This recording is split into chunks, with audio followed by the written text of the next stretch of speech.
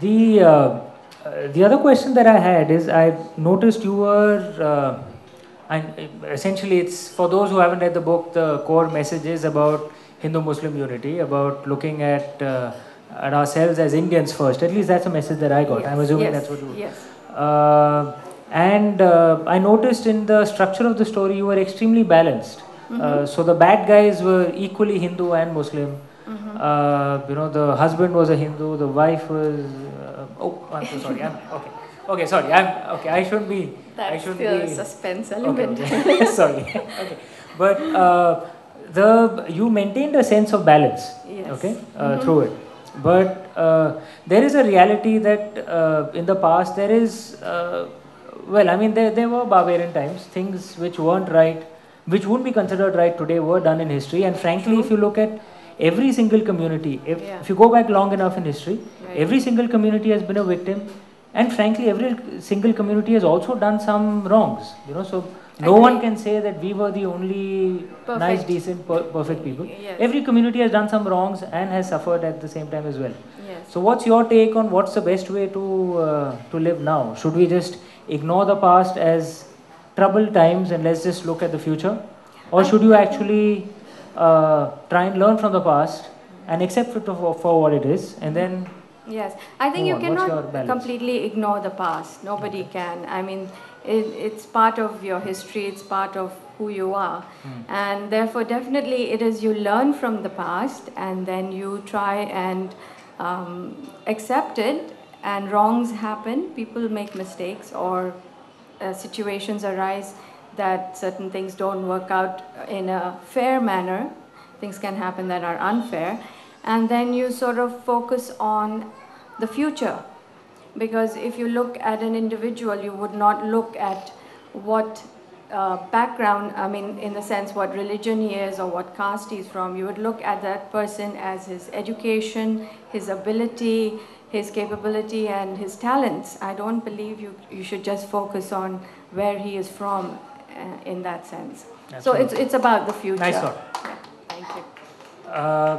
How long have you been writing for? Did you always have a dream of being a writer? Or Yes, I was in love with books as a child. So you weren't in love with your husband? yeah, he came later. Yes. And then I decided I just love to write. And I started as a freelance writer. And then about 10, 11 years ago, I went into fiction writing. I said I would love to write some short stories. And I wanted to include culture of India. And it's always been about some element related to India that I would write. And then it started with The Silent Karmic Blues was my first book, which was actually translated into Danish and is in Denmark. And The Silent Monument is my first English publication, actually. And what do you find the hardest part about writing? The hardest part is actually a commitment, a discipline to sit down and actually write 500 words a day. That's the hardest part. I think you've experienced that, haven't you? Yes. Yeah. Okay. And there are some scenes, especially in the beginning of the book, which are exceptionally violent. Exactly. How did that work? I mean, there's a bias that you'd have, that you think women writers would be slightly more sensitive. It probably is an unfair bias, but it's a bias that people might have. And it's a very graphically violent scene. It is graphic. So how did that? And there's violence throughout the book. There is, but it's just that I needed, the prologue is sort of what makes the rest of the book work. And it had to be memorable. The prologue, the story, the murder had to stick in the reader's mind right to the end of the story. That's why I created a scene where there's this graphic violence in the way this man is murdered. And I've even, I do tweet a lot, so I even mentioned on one of my tweets that please do not read this chapter while eating because you will not be able to handle it. So yes, I watch a lot of CSI as well. Okay. So you see a lot of blood and gore. Okay, that explains it. Yes. and I enjoy reading books that have a lot of blood and gore. So I just wanted to add that in. Okay. The last question that I have, some writers describe themselves as character writers. They let the characters write the story, and some writers are obsessed by the story itself, Right. and they have a structure in mind, and the characters have to kind of fit into it. They have to do what they're supposed to do to make the story kind of move forward. So, what kind of writer are you, and how does it work for you? For me, it's all about people. It's about interesting characters.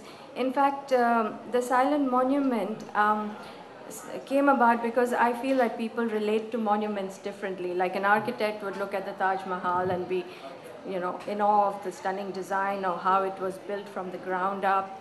Archaeologists will look at it as a heritage site that needs to be protected and maintained and restored. And even an environmentalist would look at it and study the effects of pollution. And, it's a beautiful monument. I mean, it's inspired poets, dreamers, thinkers.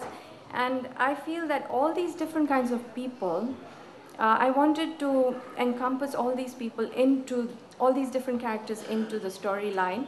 And I wanted to create a situation where all these characters and their set beliefs are challenged.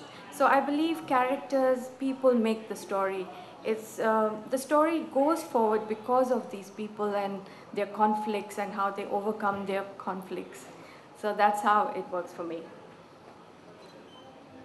Thank you, Shobha, and thank you, Amish, also for not revealing the whole plot. She's talking in time. We can also take some questions from the audience. Any questions for Shobha or Amish? Shobha, I was also wondering, the plot, as you said, is based around the Taj. Because you're based in Hong Kong, how difficult was it to write about a place that is so many miles away? It wasn't difficult because I've lived in different cities in India, and I never really broke ties with India, even though I've lived in other parts of the world. And therefore, especially my formative years, they were in India, so it left a deep impression in my mind. I was 10 or 11 when I was in Bangalore, and that was during the Indira Gandhi era. So I was experiencing a lot of what was going on at that time, people's fears or respect, whichever way you look at it.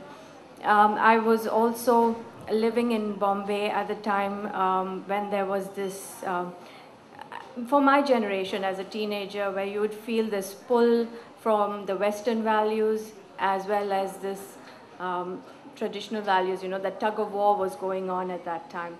So there are a lot of impressions in my mind, and I've always felt that this is the easiest way I could write a book, and it had to be about something related to India. Any questions from the audience for Shobha or Amish? Any reflections on the book whatsoever?